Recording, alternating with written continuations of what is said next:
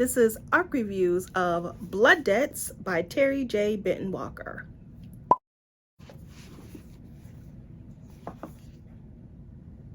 Stay. Blood Debts is set in New Orleans in modern times, but it has a hint, well, a lot of magic. Our main characters on the cover are twins, Clem and Chris, and their mother is deathly ill. What they discover is that she has been hexed. Someone put some kind of dark magic shenanigans under her bed. It has been making her sick. They discover it and they have to find out who's doing it and why. Meanwhile, 30 years ago, their grandmother was the ruler or the head witch of the gens. The gen witches are basically black, as in like Negroes, and then there are white witches, and the white witches are Caucasian. Their grandmother was the leader, the head witch of the gen witches, but she was falsely, or so they think, accused of murdering the mayor's daughter, and then she fled. And then her best friend kind of took over as the gen witches, but they think that there was some shenanigans there, and so they're also trying to figure out what's going on with all of that, because they feel like they have been slighted and that they should be the rulers of the gen witches. It runs in the family, so there's no election. It's like, it's your grandma, now it's your mom, now it's the daughter, son, whatever. This book was really weird too. Not weird, but I'm gonna give this book 2 ratings. The first rating is a 4.5, and that is for teen appeal. This is YA, I forgot to mention. This is a YA book, and teens will love it because of the very quick pace. It's very relatable to them. It's got a lot of high school problems that they will enjoy. However, there's some writing issues that I will get into later in this review. As for adults reading it, I would say it's more of a 3.5, and I'm gonna get into why that is a 3.5. If you are new here, hi, I'm Dawn. I forgot to do this. I forget all the time. It's been a while. I'm Dawn. I am a teen librarian in a public library, and I review books here on YouTube. How it works is that I will do a spoiler-free review. I will start with my dislikes of the book. I will go into some nitpicks if I have some, and I got a lot with this book. I will do my likes, and sometimes I do a spoiler review, but I don't really think I need to do one here. I'm not going to do a spoiler review, so it'll all be spoiler free. Let's get to my dislikes and why I gave it a 3.5 as an adult reading YA. The first dislike is that I don't like the writing style. So Terry, the author, decided to have a specific type of writing style in this book where it is tell and no show.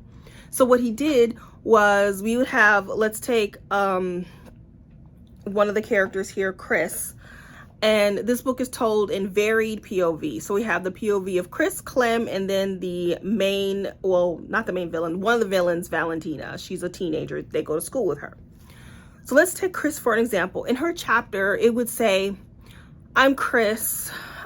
She wouldn't say I'm Chris, but she would say, I'm getting up in the morning and I don't want to practice magic anymore because I think I messed up really badly.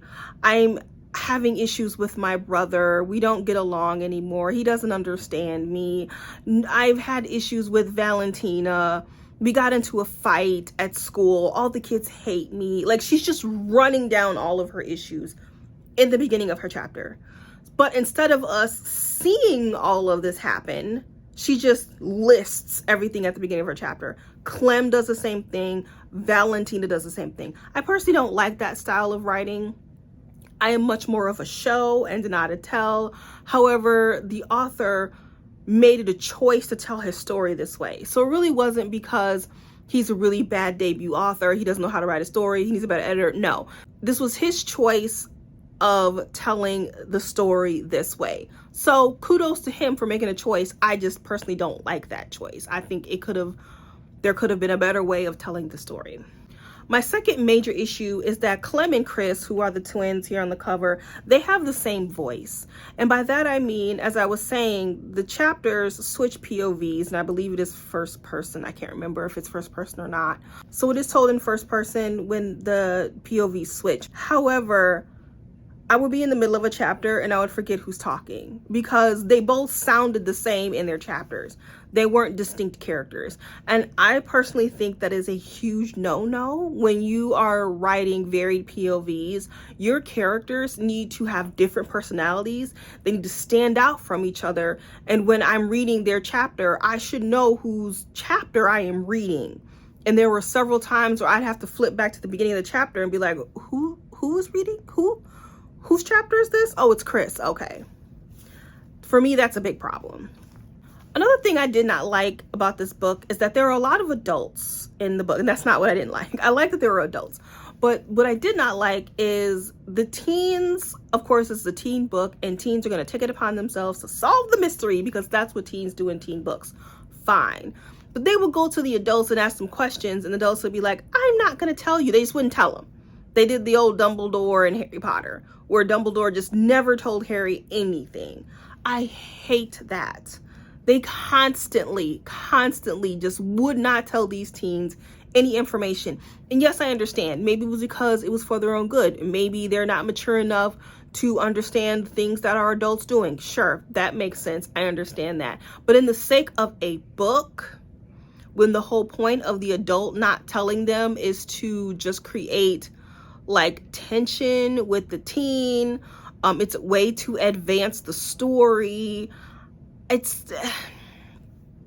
don't know how to explain it, but it just felt really forced, and I could tell that the author was like, okay, I'm not gonna let Aunt Ursula tell Clem this very important information because if she does tell him, it's too easy. No, we must make Clem get into a predicament, this contrived predicament to keep the plot going. We need to find a better way of doing that. And then at one point, Clem asked his adult uncle, Justin, hey, who's that? What is that? And then when Justin tells him, he's like, why are you telling me this? Excuse me, sir. You asked me. You're finally getting information. No other adult tells you anything. Be thankful. Another major dislike is that this book was doing way too much. Way too much. So, for example, the Aunt Ursula. So the aunt would come over. She would come over, spend the night. And then one of the teens would wake up and they would see her talking to just some rando guy. And they don't really talk to their Aunt Ursula that much. Like, she lives in town, but their family isn't really close because it's a bunch of sisters and they argue all the time. So they don't really talk to her that much. But she finally comes over, spends the night, and then they wake up in the middle of the night and they see her talking to some random guy. And then they ask her who was that guy, and she was like, oh, that's John or whatever. None of your business. Understandably so, it's none of your damn business. And then they have to go off on this side quest to try and figure out who this random character is, which seemingly he has absolutely nothing to do with the central plot, which is who hexed my mommy. Who this random guy really has nothing to do with that. But they gotta go on the side quest, and yes, of course, he has everything to do with that. But as the reader, it just looks like some side quest. And that happened so many times. They would see their Uncle Justin talking to a random person. They'd be like, hey, Uncle Justin, who was that? He'd be like, mind your business. And they'd be like, oh, nope, gotta go figure out who this random person is. And of course, it is connected to their mom. I just didn't like how it just seemed so disconnected in the beginning. And then it magically was important to the story. That bothered me. There were so many side quests, and I'm just like, can y'all please focus on the bomb? Oh my God. I finally felt like we were focusing on the plot, and then here goes some random white guy, Proud Boys side story that we get tangent. Oh my God, here we go. I just thought this book was doing too much. At the end, all of the things connected. They all tied together, but how we got there was redonkulous. That's all. It's just, like I said, teens will love that. Teens will love that. As an adult reading it, I'm just like, here we go, another random character. And my final major issue with this book, which made me lower the rating, is that there were no rules set to the magic. If you read a lot of fantasy, you know, especially if you're reading a lot of fantasy that has magic in it, you know that magic has to have rules. Otherwise, as the reader, you could just be like, well, can't you just make a potion and make them drink it and they'll tell the truth? Why can't you do that? Why can't you just like bang two sticks together and create a dog and then go make that dog sniff out the drugs? You know, like, as a reader, we're just going to ask questions. This book doesn't establish any rules. So when we have a character who is up to no good, me as a reader is like, well, you're one of the smartest young witches in her class. You're Hermione. Don't you just know how to get the spell book and make a truth serum spell and make them tell the truth? Like, why can't you do that? And I asked that several times because no rules were ever established. So if you're going to write a magic story, it has to have rules. That's rule number one to writing a magic story. Your magic has to have rules. The rest of this is a lot of nitpicks, and I had a lot of nitpicks. And nitpicks are just things that I pointed out that bothered me, but not enough to make me lower my rating. It just stood out. It just stood out enough for me to be like, and the first one was the word bestie. I hate the word bestie, especially when an adult writes it in teen because they think that that's how teens talk. Hey bestie, she's my bestie. Come here bestie, that's my bestie. I'm texting my bestie. I'm going to the mall with my bestie. I'm like, oh my God. I think he said the word bestie like 15 times. I work with teens. I have never heard any of them call their friends bestie, unironically. The author is from Georgia. He went to school from Georgia. He grew up in Georgia. And this book is set in New Orleans. And every character had stereotypical Creole names. Jean-Louis, Madeleine Delacour, Valentina Savant, Clement Trudeau. Like, dude, clearly you're not from New Orleans. You just found a book of Creole names and just was like, ooh, Trudeau, ooh, Devereaux, ooh, this sounds Creole. Let's call him Jean-Luc, Jean-Louise. It became really funny after a while. I just found it amusing and a little unauthentic. So it's been a really long time since I was a teenager. I do not have kids. But at the beginning of the book, and basically throughout the whole book, these two are 16. They are 16. And they live at home with their mama. And they would have their boyfriends sleep over. Like, their boyfriends would wake up in the morning, brushing their teeth, be like, see you tomorrow. Really? Have we come this far in the world where we let a 16-year-old let their boyfriends sleep over? Is that a thing now and no one told me? I don't know. Let me know, please. I just found that to be, because I mean, it is in the first scene and I'm like, are they in college? I could have sworn this was YA. Oh no, they're in high school. They're 16, barely 16. And the author makes a point to let you know that they're not having sex, but that's not the point. They shouldn't be sleeping over. And their mommy is dying. And they got their mans sleeping over. What? And I know their mama is not okay with that. This is a Black woman. Are you crazy? No. I have so many more nitpicks. Okay, so there was some really weird, like, way things were written, and I don't know if it was because I had an arc, but at one point, I don't know which one of the twins it was, but they were like, we haven't gone all the way, and the words all the way were capitalized, and then there was a little TM, like trademark, and I'm like, is this a brand of soda? I'm so confused.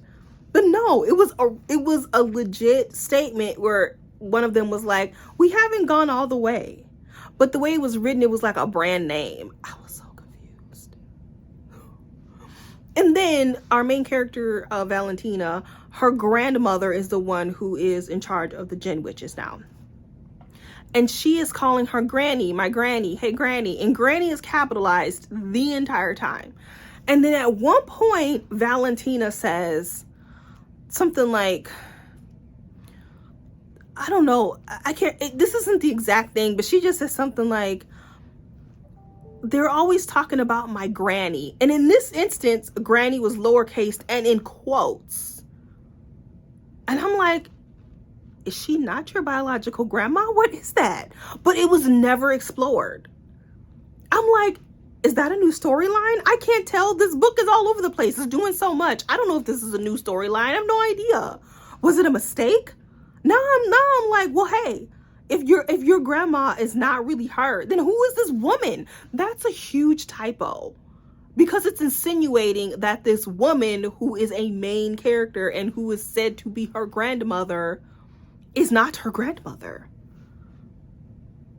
Maybe it was just the archetypo. I don't know. But you'd best believe when I get the finished copy, I'm going to look that up.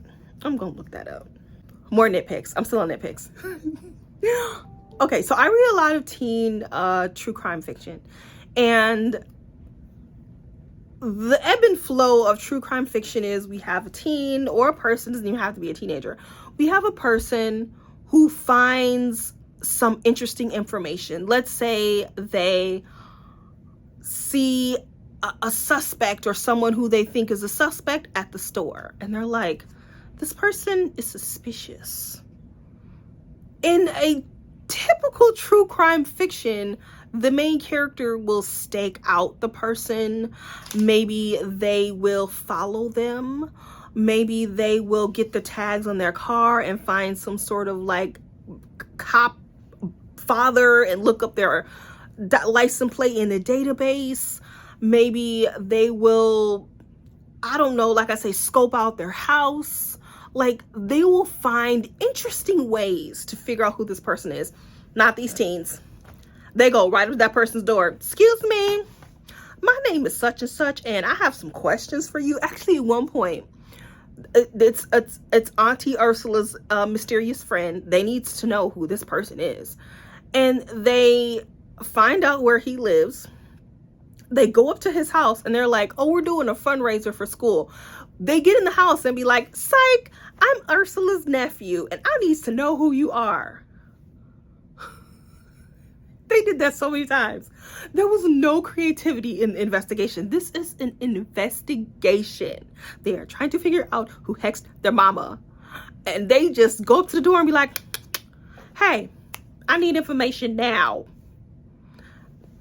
I just found it funny that just no imagination. And it's imagination for the reader. It's something fun for the reader. I think I read Finley Donovan Knocks 'Em Dead right before this. And Finley Donovan, if you haven't read, she comes up with some creative ways to figure out who people are. And these guys are just like, knock, knock. Hey, my name is Clement. I'm the daughter of, oh, homegirl. I need information. And the person will be like, that is none of your damn business. Get off my lawn. Shut the door in your face. What? I know it's stupid, but I was just like, we could have at least been a little bit more creative. This was another funny moment that I was just laughing my ass off. So, what's his name? Clement. Clement is the boy. And his auntie is having like a little dispute with the neighboring business, and they are kind of going back and forth because she's like, you called the sheriff on me, and he's like, you called the what do they call the food police, the FDA? No, you know what those people are called when they shut you down for roaches. Those people, you called those roach shutter downers for me, and they just go back and forth. And then they have magic, and so Aunt Ursula kind of sabotaged like the neighbor, like big way, like huge, not like some little oops now you got rats. No, she did something like that could have killed people. Actually, it wasn't her, it was Clement. She was like, no, that's too drastic, let's not do that. Clement was like, nope, we shutting shit down, and if people die, they die. And he just like watched the shit happen from across the street, drinking whiskey. He's 16, drinking whiskey, watching it happen. Cut to end of book, and his sister, him and his sister are having a dispute with this other character, and the other character does some bad magic. He does it wrong, and he almost kills himself. So he is writhing on the floor, dying, and she's watching. And Clement is like, so you're just gonna stand there and let him die? And I'm like, excuse me, sir. You were drinking whiskey while you watched that other bar, like, decimate.